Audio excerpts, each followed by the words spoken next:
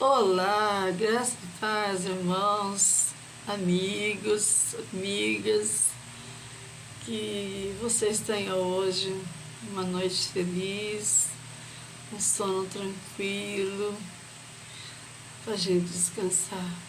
Bom, eu queria falar um pouco de mim. Tem as pessoas que me conhecem talvez até já sabem o testemunho da minha vida, mas eu gostaria de contar porque que a minha mãe aceitou Jesus quando eu era apenas um bebê de 2 anos de idade. E eu queria dizer para vocês o seguinte: a minha mãe era de uma outra religião e meu tio, que é o irmão caçula dela, tinha se convertido a Cristo. E nessa época eu tinha 2 anos de idade, eu fui acometida de uma doença muito, assim, para os médicos da época, né? Agora a gente sabe que tem como eu diria, tem como tratar, né? Na época não tinha como tratar. E era febre alta, disenteria, tudo que me dava leite, porque eu tinha só 2 anos, então. E para começar, eu nasci de 7 meses. Para começar.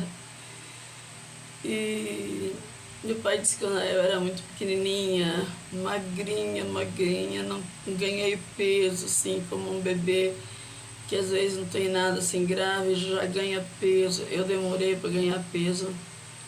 E assim eu fui crescendo. Com 2 anos de idade eu ainda era muito miúda, mas aí aconteceu esse fato de eu ficar doente, com febre alta, disenteria, vômito. Minha mãe tentava me alimentar, né? Tentava me alimentar, mas eu não comia nada.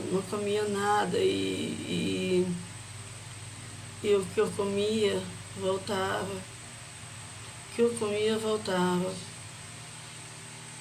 E como eu disse, o meu tio, que era irmão caçula, que ele também já partiu para o Senhor, meu tio chamava-se José Mendonça, uma bênção de pessoa, de tio, sabe? Um bom pai, carinho que ele tinha para os filhos dele, sabe? É maravilhoso. E ele já era convertido. E aí ele sempre lhe passava em casa para ver se eu estava melhor, e eu não melhorava. Minha mãe já tinha levado em médico, mas o médico não sabia tratar. Hoje é aquela famosa desidratação, sabe? Minha mãe tinha que me dar muita água, beber muita água, dar banho bem assim, não gelado, mas um banho na água natural para baixar a febre. Mas minha mãe nessa época não tinha ninguém para ensinar. Hoje tem os postinhos de saúde, né, que eles explicam para as mães, dá um banhozinho fresquinho para a febre baixar, dá bastante líquido, bastante água para o bebê tomar. Mas a minha mãe não sabia disso, e naquela época os médicos também nem sabiam tratar a desidratação. Aí, nesse tempo, o meu tio já era convertido, e ele passou em casa um dia e falou assim: como que o bebê está? A minha mãe disse: ela está só piorando, ela não melhora, não come nada. Irmãos, isso não foi assim 1 ou 2 dias, foram vários dias que eu não me alimentava, direito. E aprove a Deus, né? Aprove a Deus que um dia meu tio foi lá para visitar e eu estava muito mal mesmo. Aquele dia a febre estava muito alta. Eu já estava assim, sabe? O Senhor me sustentou até ali, para me curar. E aí meu tio, como eu disse, já era convertido. E ele chegou e falou assim para minha mãe: eu vou levar essa criança para o pastor orar. Que assim, era uma obra missionária que tinha sido aberta em Araçatuba naquela época. E veio uns irmãos americanos e tinha os que traduziam para eles, né? E numa dessas cruzadas o meu tio se converteu. Aí meu tio falou assim, eu vou levar essa criança. Meu tio falou, vou levar essa criança, porque o pastor está orando. Na época, a minha mãe era de uma outra religião. E a minha mãe, não vou levar, não vai levar, não vai levar. O meu tio falou assim, você espera, você vai esperar sua filha morrer? É isso? Aí meu tio já tinha chamado uma charrete. Talvez vocês que são jovens nem sabem o que é charrete, né? Mas a charrete daquele tempo era o táxi do pobre. Era o táxi do pobre naquela época. Então, meu tio chamou uma charrete, né? Que é como se fosse aquelas carruagens, mas também é só um toldo em cima, né? Que era para proteger da chuva, do sol, né? E aí meu tio falou assim, me enrolou na coberta porque estava chovendo, olha só, estava chovendo para ajudar, né? Aí meu tio falou assim, se você não levar ela, eu vou levar. E enrolou eu no cobertor e foi saindo debaixo de uma pancada de chuva. Eu ardendo em febre. A minha mãe, quando viu aquilo tudo, correu e entrou na charrete também.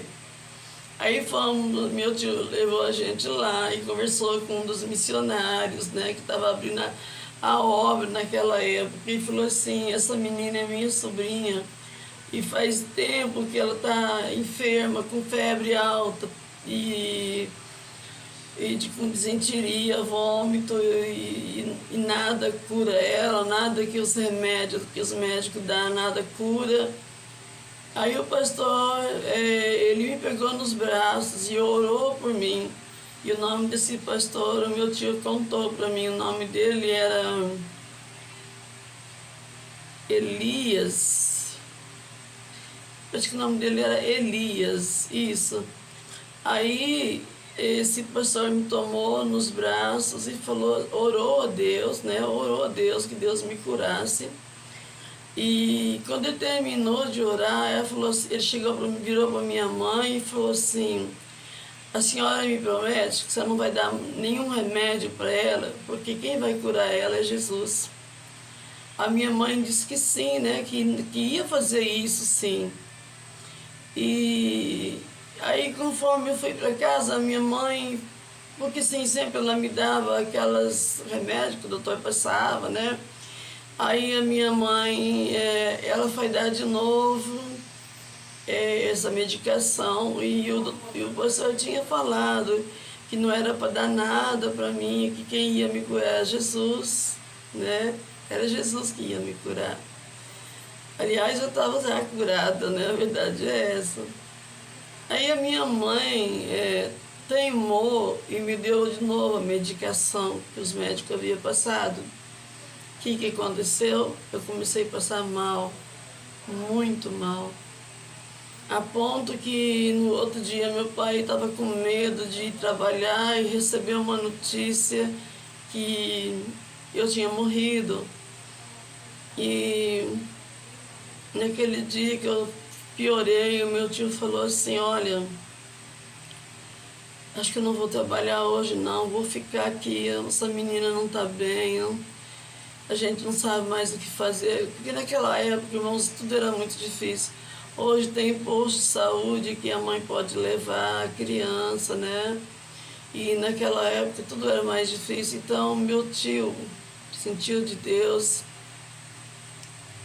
de estar me levando e o pastor orou por mim, pedindo para minha mãe que não desse nenhuma medicação mais, porque não é, irmãos, deixa eu explicar aqui, porque às vezes a pessoa não tem fé suficiente. Então, eu não estou falando para você parar de tomar medicação, tá bom? Tem pessoas que talvez não têm fé, então ele vai para a medicina. E não é errado ele ir para a medicina, porque Deus deixou a medicina. Tudo que tem na terra é com a permissão de Deus, nada, nenhuma folha de uma árvore cai se não tiver Deus permitindo que aquela folha caia. Tudo está no controle de Deus. A natureza fala de Deus, toda a natureza fala de Deus.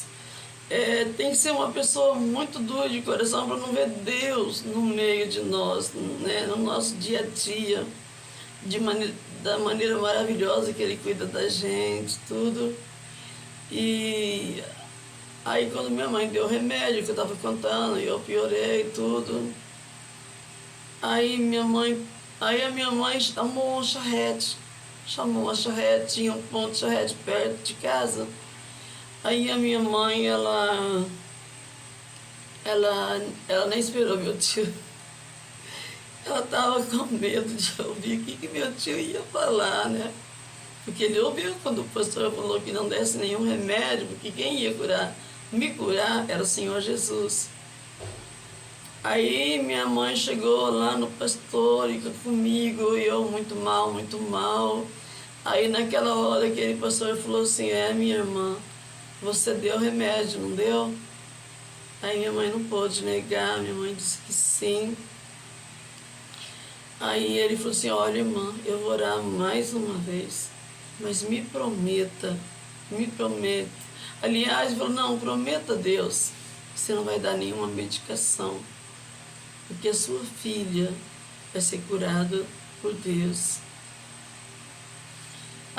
Eu lembrei o nome inteiro do pastor Miguel Elias, o nome dele, Miguel Elias.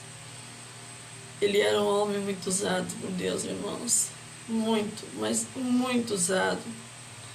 E é com tristeza que eu vou dizer algo agora, que a gente não vê mais, sim, pessoas, sabe, líderes de igreja com fé, orando, crendo que a oração da fé pode curar o doente. A Bíblia diz que a oração de um justo pode ir muito em seus efeitos. Eu creio na cura divina, eu creio, porque eu fui curada, então eu creio na cura divina. E aí a minha mãe, depois da segunda vez que ela esteve com o pastor, ela no caminho ela vinha dizendo, Senhor, não vou dar remédio, não vou dar remédio, não vou dar remédio. Ela pensando no caminho de volta, ela dizendo, não vou dar remédio. Se aquele homem é um homem de Deus, Deus vai curar minha filha. Aí, chegando em casa, para surpresa da minha mãe, eu pedi mamadeira. Eu era um bebê, 2 aninhos, e eu ainda tomava mamadeira. Eu pedi, eu quero mamar, falei para minha mãe. A minha mãe falou assim, você quer mamar mesmo? Porque minha mãe disse que já fazia dias que eu não pedia leite, porque nada parava no meu estômago, nada parava. E aí a minha mãe foi lá e aprontou a mamadeira, aqueceu o leite. E a minha mãe disse que eu tomei aquela mamadeira todinha de leite. E quando foi a tardinha que meu pai chegou, a minha mãe falou assim, aconteceu um milagre. Aí meu pai falou, como assim? Falou assim, a nossa filha está curada. Ela pediu uma madeira. Depois que o pastor orou por ela pela segunda vez, ela está curada. Porque ele disse que não era para me dar nenhum remédio que o médico já tinha dado, porque aqueles remédios não iam me curar. Porque ele sabia que naquela época não tinha um tratamento para uma criança que estava desidratada, entendeu? Eu estava desidratada e estava já chegando pelo fato que eu nasci de 7 meses, pelo fato que eu era muito franzina, eu não era de comer muito, então eu ficava mais no leite mesmo, mais no leite, na mamadeira. Um pouquinho de mingau minha mãe fazia, às vezes eu aceitava, mas graças a Deus, daquele dia em diante, irmãos, nunca mais eu adoeci, nunca mais. Eu passei assim, sabe, eu fui crescendo. Isso aconteceu quando eu tinha 2 anos de idade, eu fui crescendo com 3, 4 anos, 5 anos, 6 anos, assim, 7 anos, quando você começa a lembrar da tua vida, que assim, você começa a se conhecer como por gente, né? E eu me lembro, irmãos, que eu nunca precisei ir no médico. Nunca. Nunca me deu uma dor, uma doença, uma infecção. Não, nunca me deu, nunca. E eu, para falar a verdade, eu conheci médico quando eu me casei e eu engravidei do nosso primeiro filho. Foi aí que eu conheci médico, que eu fui fazer o pré-natal, né, fazer acompanhamento, tudo. E para minha surpresa, eu queria ter parto normal, né? Mas aí o médico me examinou, esperou, e eu não tinha dilatação nenhuma, e ainda ele brincou comigo, você vai cair na faca amanhã. Mas eu não tive medo. Olha só, eu nunca tinha passado por nenhum médico. Eu cresci, menina, mocinha, e me casei e nunca passei por nenhum médico. Fui passar quando eu fiquei grávida do nosso primeiro filho, que aí eu fui conhecer médico. E fiz uma cesariana de surpresa, porque eu queria parto normal e de repente foi uma cesariana surpresa. Mas ali o Senhor me guardou, ali o Senhor me protegeu. E eu quero dizer para vocês, irmãos, vale a pena crer nesse Deus. Creia nesse Deus, creia. Eu quero deixar o título dessa mensagem: Fé inabalável. O meu tio teve essa fé, meu tio José Mendonça, que já está com o Senhor. A minha mãe e meu pai também, que já está lá com o Senhor.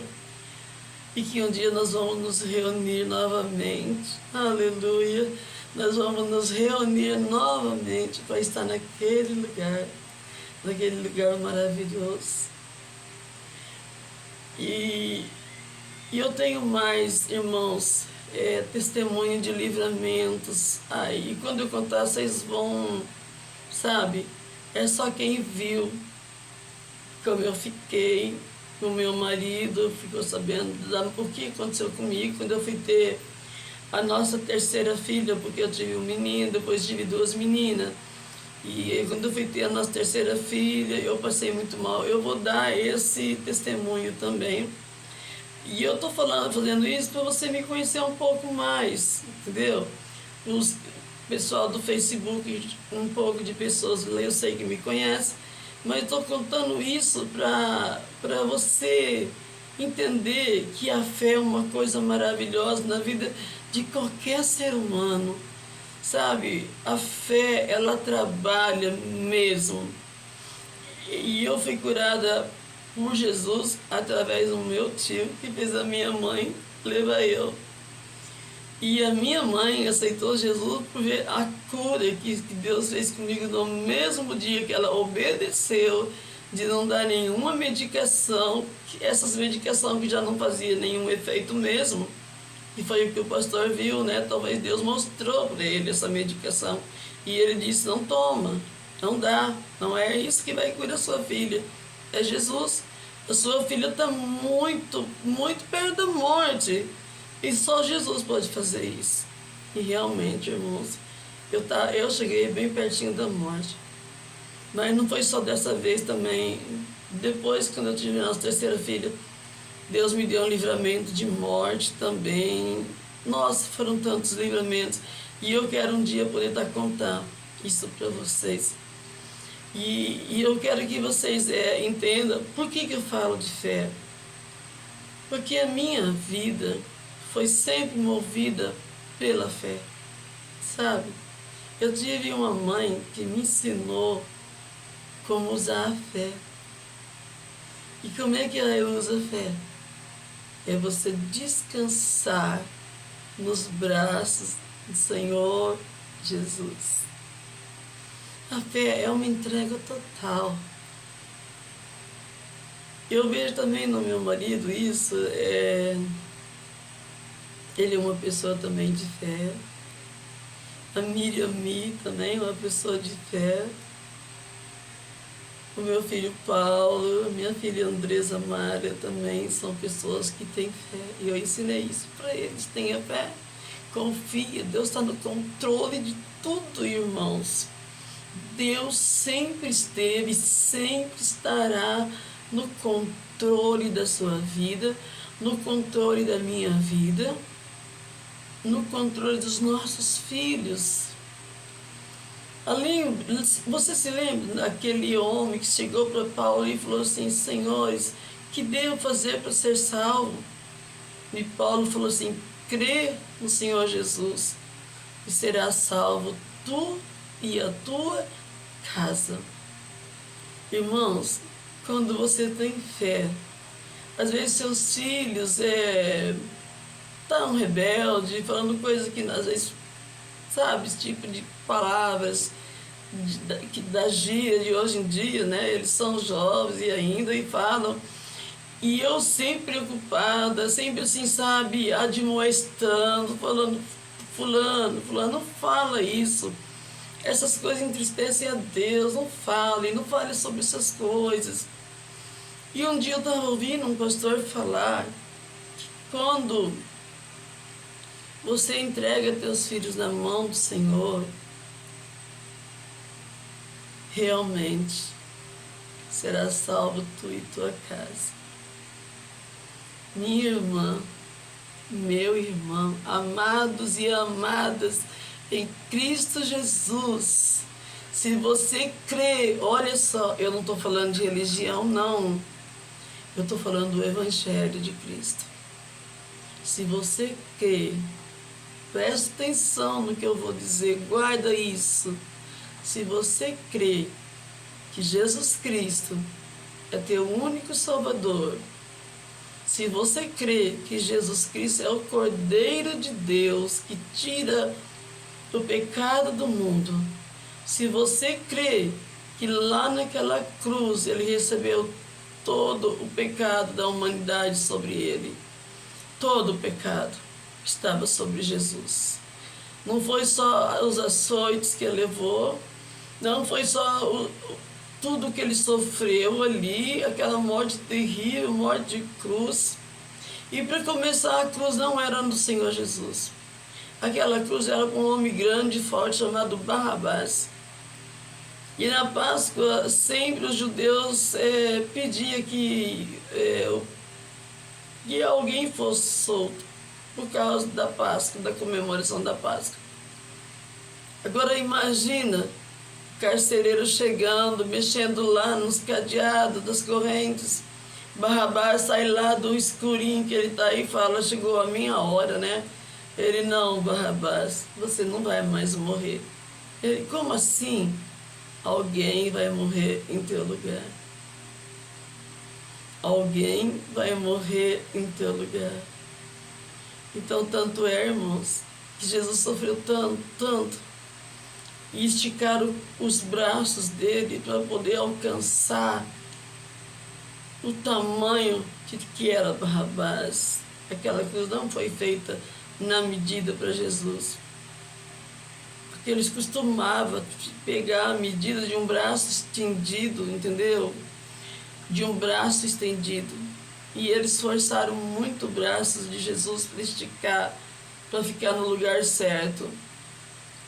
E não foi com pregos que Jesus foi cravado na cruz, foi com cravos. O cravos, eu não sei se você vê, mas ele é um objeto mais ou menos de ferro assim, e pontiagudo, e tem uma cabeça redonda onde eles iam bater o martelo ali. Então não foi um prego, foi um cravo. E o nosso Salvador deve ter sofrido muito, muito mesmo. Nós temos que valorizar tudo o que Jesus passou. Tudo que Jesus passou nós temos que valorizar. E é por causa dele que essa graça nos justifica com Deus. Nós somos justificados perante Deus por causa do sacrifício de Cristo. A graça é algo imerecido, que nós não tínhamos o merecimento de ganhar isso. Então é chamada a imerecida graça, graça do Senhor Jesus, que salva o pecador arrependido. Como eu estava dizendo, se você crê que Jesus Cristo é o Cordeiro de Deus e veio para tomar o lugar nosso, o lugar das gerações que iam nascer, isso já tem um pouco mais de 2000 anos atrás, e muitos estão sendo salvos ainda. Aviva a tua fé. Eu vou falar muito sobre fé, porque a minha vida, a vida da minha família, a gente vive por fé. Como diz a Bíblia, nós não andamos por vistas, andamos por fé. Nós não olhamos o que está na nossa frente, como um quadro se desenha, mas andamos por fé, sabendo que na hora mais necessária o Senhor vai resolver. Na hora mais necessária o Senhor vai resolver. Ele quer que você confie nele, porque não tem amor maior que esse, irmãos. Não tem amor maior que isso. Aleluia. Que Deus te abençoe. Amém? E continue, siga esse canal, fale para outras pessoas, compartilhe, porque aqui nós vamos falar muito sobre fé, e é o que eu estou vendo nos dias de hoje. Muitas pessoas se afastaram ou perderam a fé, ou simplesmente não conseguem crer, porque eles, em algum momento no caminho, eles se perderam. Mas não quer dizer que você se perdeu para sempre. Se você voltar para Jesus e pede, irmãos, para Ele aumentar a sua fé, porque os discípulos pediram. Os discípulos pediram: Senhor, aumenta-nos a fé. E o Senhor aumentou a fé deles. Isso é maravilhoso. Amém. Que Deus abençoe esse canal. Eu venho sentindo no meu coração há muito tempo. Quando eu comecei a ver os cultos online, sabe? Foi ali que eu falei: meu Deus, eu posso pregar pela internet. Muitas almas podem ser alcançadas. Então, irmãos, me ajude a alcançar almas. Compartilhe, fale desse canal, para que outras pessoas ouvem. Vai ter muitos testemunhos. Porque quanto mais perto de Deus você está, mais o inimigo das nossas almas tenta nos fazer enfraquecer. Ele tenta, a Bíblia fala que ele anda ao nosso derredor. Presta atenção, não é ao nosso redor. A Bíblia diz que ele anda ao nosso derredor, como um leão, procurando a quem possa tragar. Por que ao derredor? Porque ao nosso redor estão os anjos do Senhor. Ao nosso redor, os anjos acampam ao nosso redor para proteger. E uma coisa que Satanás descobre, porque Satanás não é onisciente como Deus, ele não é onipotente como Deus. O diabo não pode estar em um lugar, em outro, vários lugares, como Deus pode. Ele não pode. Mas ele tem o seu quê? Os seus demônios, os seus emissários. E quando ele vê muitos anjos ali acampando em volta daquela família, ou acampando em volta de uma determinada pessoa, ele fala: esse aí é precioso para Deus. Então vamos atacar ele. Que vai ser mais um que nós vamos derrubar e vai parar de trabalhar para o Senhor. E o diabo tentou fazer isso comigo também, tentou me derrubar, tentou enfraquecer a minha fé. Mas glória a Deus, eu resisti. Jesus falou: resisti o diabo e ele fugirá de vós. Basta isso, meu irmão. Resista o diabo e ele fugirá de vós. Qual é a sua fraqueza? Jesus falou para Paulo: a minha graça te basta, porque o meu poder se aperfeiçoa na tua fraqueza. Todos nós, seres humanos, temos uma fraqueza. E eu vou contar qual é a minha fraqueza, já para vocês saberem. Eu não posso comer doce, né? Porque segundo os médicos dizem que eu estou pré-diabética, mas graças a Deus Toda vez que eu vou medir a minha não, em nome de Jesus, não a minha, medir a glicemia, tá sempre 100 ou 80.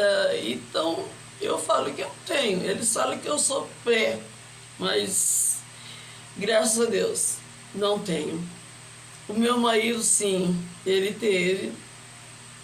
E Deus abençoou ele de uma maneira tão maravilhosa que isso vai ser um outro testemunho também que eu vou contar para vocês. E além de ser testemunho, vai ser uma coisa muito boa para você que tem diabetes, né? Que diabetes é uma doença cruel, ela não tem remédio. É uma doença que muda todos os seus hábitos alimentares. Você tem que deixar de comer arroz. Arroz quando cai e no teu estômago, rapidinho ele vira açúcar. Virando o açúcar, ele vai para o teu sangue. A massa é a mesma coisa. Massa de pizza, uma massa de pão, uma massa de bolo. Então, geralmente são isso que acontece.